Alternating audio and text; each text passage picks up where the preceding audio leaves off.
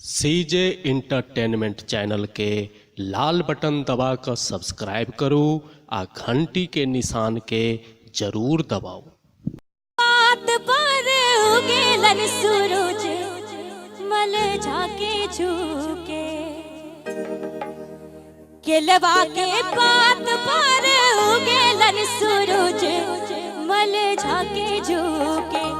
एक करेलू छठ बरतिया से झाके झुके एक करेलू छठ बरतिया से झाके झुके केलवा के बात पर उगेलन सूरज मल झाके झुके केलवा के बात पर उगेलन सूरज मल झाके झुके एक करेलू छठ बरतिया से झाके झुके एक करेलू छठ बरतिया से झाके झुके।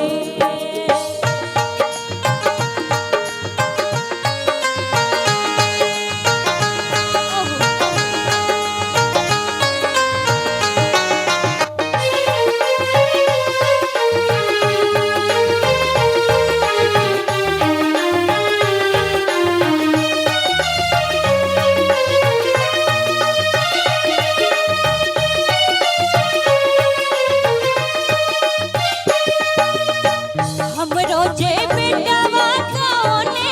सन बेटवा सिख गिरा लागे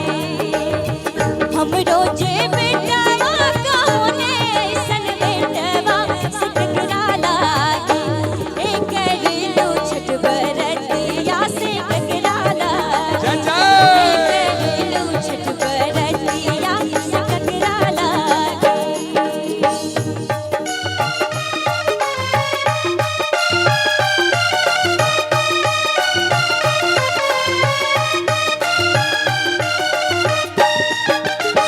नारियल के बात पर उगेलन सूरज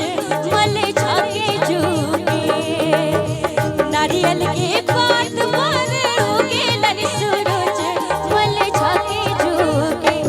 एक करेलू छठ बरतिया से ककरा लागे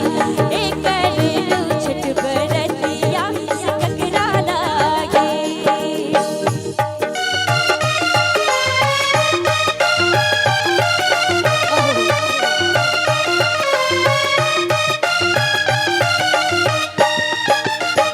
हमरो जे स्वामी कौने